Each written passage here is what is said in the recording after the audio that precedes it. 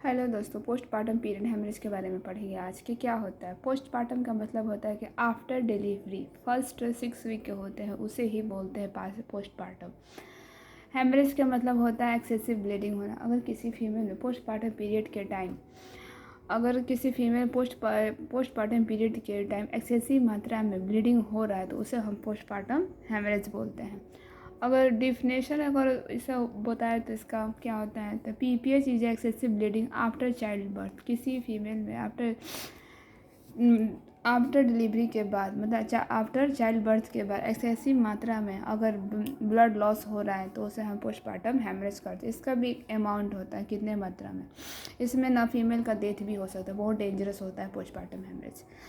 अगर किसी फीमेल में वेजाइनल डिलीवरी में आफ्टर वेजाइनल डिलीवरी के बाद अगर 500 ml से ज़्यादा ब्लड अगर लॉस हो रहा है तो उसे पोस्टपार्टम हेमरेज का। अगर किसी फीमेल में आफ्टर सीजरियन सेक्शन के बाद भी अगर 1000 ml से ज़्यादा ब्लड लॉस हो रहा है तो उसे हम बोलते हैं पोस्टपार्टम हेमरेज बोलते हैं।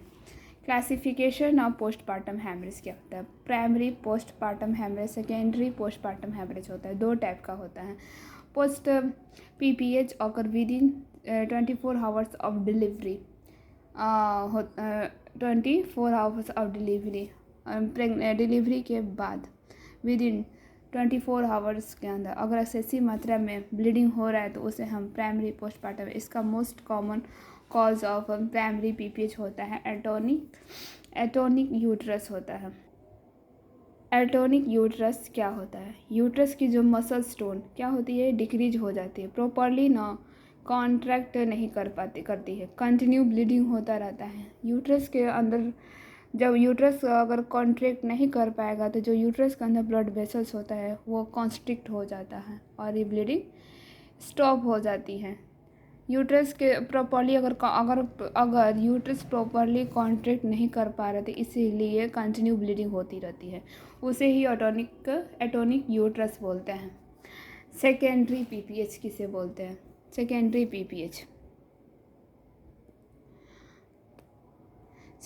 पीपीएच का मतलब होता है PPH occur after 24 hours to 6 week of delivery. किसी फीमेल में आफ्टर डिलीवरी मतलब कि 24 आवर से लेकर 6 वीक में अगर एक्सेसिव मात्रा में ब्लीडिंग हो रही है तो उसे हम सेकेंडरी पीपीएच बोलते हैं इसका मोस्ट कॉमन कॉज होता है रिटेंट प्लेसेंटा क्या होता है। बेबी के डिलीवरी के बाद अगर विद इन 13 मिनट के अंदर बेबी की डिलीवरी के बाद अगर 13 वीक के अंदर अगर प्लेसेंटा को मतलब कि बाहर ना निकाला जाए तो वो मतलब कि इस कंडीशन को रिटेंट प्लेसेंटा बोलते हैं। प्लस अगर कुछ और भी कंडीशन होता है, प्लेसेंटा के कुछ पार्ट अगर अंदर रह गया हो तो उससे भी ब्लीडिंग हो सकती है। कॉज एंड रिस्क फैक्टर्स क्या क्या एटियोलॉजी हो सकता है। 4 एक होता है टीएस। तो इसमें टोन ऑफ यूट्रस, इसमें क्या होगा कि जो uterine atony most common cause 70% होता है यूट्राइन एटोनी। इसमें यूट्राइन एटोनी मतलब कि यूट्रस का जो टोन होता है वो डिक्रीज हो जाता है उसे बोलते हैं यूट्राइन एटोनी।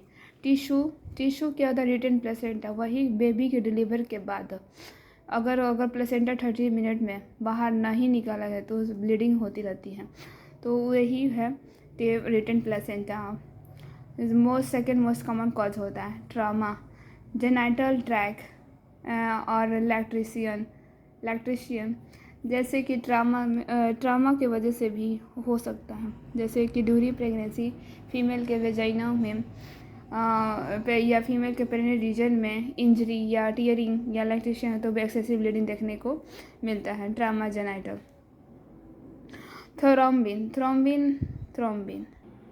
थ्रोम्बिन क्या होता है, एक फैक्टर होता है कि क्लॉटिंग फैक्टर डिसऑर्डर देखने को मिलता है। आइए देखते हैं इसका रिस्क फैक्टर्स क्या होता है। Uterine factors, over distension, multiple gestational, polyhydramnios. Over distension मतलब यूट्रस का ओवर डिस्टेंशन होना या मल्टीपल जेस्टेशनल हो या पॉलीहाइड्रोमेनेसिस हो। प्लेसेंटा एबनॉर्मलिटीज़ क्या होता है, जैसे कि इसमें आएगा प्लेसेंटा प्रेविया, यूट्रस का जो लोअर सेगमेंट लेयर होता लोअर सेगमेंट में आ जाना, जिसके वजह से एक्सेसिव ब्लीडिंग हो जाता है। प्लेसेंटा एक्रेटा मायोमेट्रियम के प्लेसेंटा एक्रेटा क्या होता है? मायोमेट्री के डीप लेयर से अटैचमेंट होना। जब प्लेसेंटा यूट्रस के डीप लेयर से अटैच होता है तो ड्यूरिंग डिलीवरी प्लेसेंटा सेपरेट नहीं होता है। मतलब कि प्लेसेंटा एक्रेटा यही होता है जिसे कंटिन्यू ब्लीडिंग मतलब देखने को मिलता है। मायोमेट्रियम के डीप लेयर से अटैचमेंट होना। रिटेन प्लेसेंटा वही है जब बेबी डिलीवर के बाद अगर प्लेसेंटा को 30 मिनट के अंदर ना बाहर निकाले तो रिटेन प्लेसेंटा देखने को मिलता है। ऑब्स्टेट्रिक इंटरवेंशन का मतलब क्या है? या तो हम फोर्सेप ऑब्स्ट्रक्टिव इंटरवेंशन, या तो हम फोर्सेप या वैक्यूम डिलीवरी, या हम यूट्राइन रप्चर के थ्रू, मतलब कि कोगुलोपैथीज, इसमें प्री एग्जिस्टिंग क्लॉटिंग डिसऑर्डर मतलब कि देखने को मिलता है, जैसे HELLP सिंड्रोम, जैसे H का मतलब हीमोलाइसिस, E का एलिवेटेड लीवर एंजाइम लो प्लेटेड होता है। अदर मैटरनल कंडीशन जैसे प्री एक्लेम्सिया, एनीमिया, इन्फेक्शन के कारण भी हो सकता है। क्लिनिकल फीचर्स क्या क्या होता है? साइनस सिम्टम्स इसमें क्या क्या देखने को मिलेगा? जैसे कि एक्सेसिव वेजाइनल नट ब्लीडिंग देखने को मिलता है। साइन इसका हाइपोवोलेमिया, अगर वेजाइनल ज़्यादा ब्लीडिंग होगा ज़्यादा मात्रा में तो sign hypovolaemia, tachycardia, hypotension, parallel dizziness, चक्कर मतलब देखने को मिलता है। यूट्राइन एंटोनी जिसमें का जो टोन होता है मसल्स टोन होता है डिक्रीज हो जाता है, जैसे सॉफ्ट बॉगी यूट्रस का कॉन्टेक्ट नहीं करेगा। Persistent bleeding despite uterine massage देखने को मिलता है। शॉक सीवियर केसेस देखने को मिलते हैं।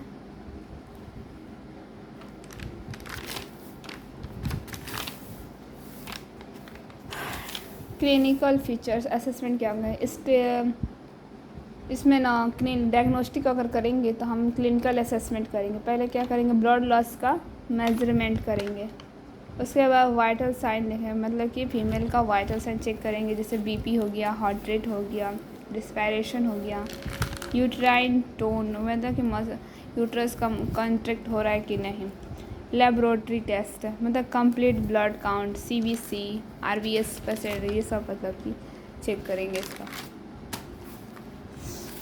कोगुलेशन प्रोफाइल मतलब कि PT, APTT, फाइब्रोजन DD ये भी सब चेक करेंगे।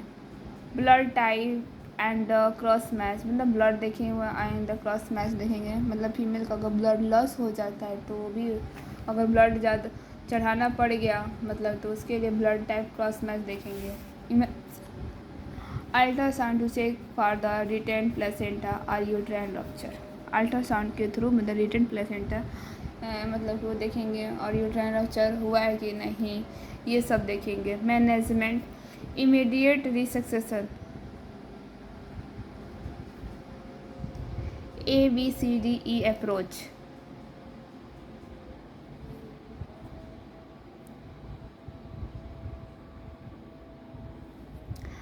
मतलब A का मतलब क्या होता है? एयर वे। B का मतलब ब्रीथिंग होता है, मतलब उस फीमेल का हम एयर वे देखेंगे कि सही है कि नहीं। ब्रीथिंग मतलब कि वो सा टेकी करेगा, टेकी पीने तो नहीं, सी और ऑक्सीजन देखेंगे। सर्कुलेशन सही से हो रहा है कि नहीं। सर्कुलेशन का मतलब क्या होता है कि टू लार्ज बोन एबिकेरुला मतलब कि लार्ज बोन एबिकेरुला, क्योंकि ज़्यादा मात्रा में मतलब वो ज़्यादा मतलब कि जो IV फ्लूइड होता है चढ़ाना रहता है। IV फ्लूइड में स्टार्ट करेंगे RL या NS डोंट डेक्सट्रोज मतलब डेक्सट्रोज नहीं चढ़ाएंगे। ब्लड ट्रांसफ्यूजन इफ अगर नीड हो तो ब्लड ट्रांसफ्यूजन करेंगे। फिर मॉनिटर वाइटल्स कंटिन्यूसली मतलब कि चेक करते रहेंगे, इसका ये मतलब हुआ। Specific intervention specific uterine atony, uterine मतलब आर्टोनी मसल्स का जो है मसल्स टोन करेंगे। यूट्राइन मसाज करेंगे फर्स्ट लाइन, जैसे यूट्रस क्या होता है कॉन्स्ट्रक्ट होने लगे उसमें क्या इंजेक्शन देंगे 10 एक्स्ट्रा 1 mg। यूट्रोटॉनिक ड्रग्स देंगे ऑक्सीटोसिन, जो यूट्रस को कॉन्ट्रैक्ट कराता है, फर्स्ट चॉइस होता है इसका। अगर ये ना हो तो sir ergometrine, avoid in the hypertension, ये मतलब फीमेल को हाइपरटेंशन हो तो उसके लिए अवॉइड करेगी। फिर कार्बोप्रोस्ट, अवॉइड इन अस्थमा के टाइम नहीं दें। Misoprost use in the other unlabel, mechanical method के में, अगर मैकेनिकल मेथड हो। Bimanual compression of uterus so that bleeding stop.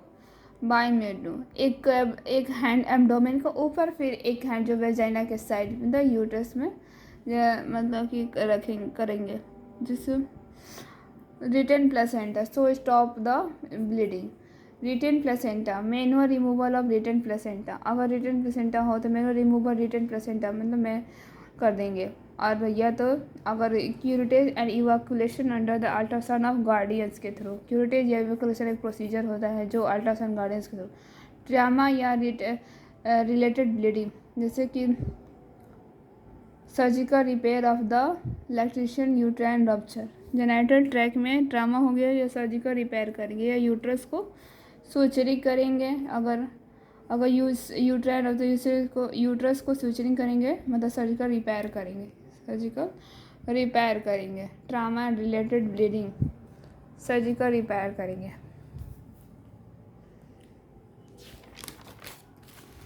Balloon, टेम्पोनोड, बकरी बैलून मतलब क्या होता है, वेजाइना के थ्रू यूट्रस के अंदर इंसर्ट करेंगे। वेजाइना के थ्रू बकरी बैलून जो होता है, वेजाइना के थ्रू यूट्रस के अंदर बकरी बैलून, मतलब कि इसमें क्या होता है, नॉर्मल स्लाइन लेंगे, इंसर्ट करेंगे 300 से 500 ml। ठीक। Thrombin disorder, treat underline coagulation of disorder होता है। Surgical management in the B Lynch sutures, एक होता है uterine artery ligation. Hysterectomy last remove कर देंगे। अगर किसी फीमेल का फैमिली कंप्लीट हो गया हो तो वो हिस्टेक्टोमी करा सकती है। अगर किसी बच्चा होना के कंसीव करना चाहती हैं तो B Lynch of suture of uterus, तो ये दोनों प्रोसीजर यूज करते हैं,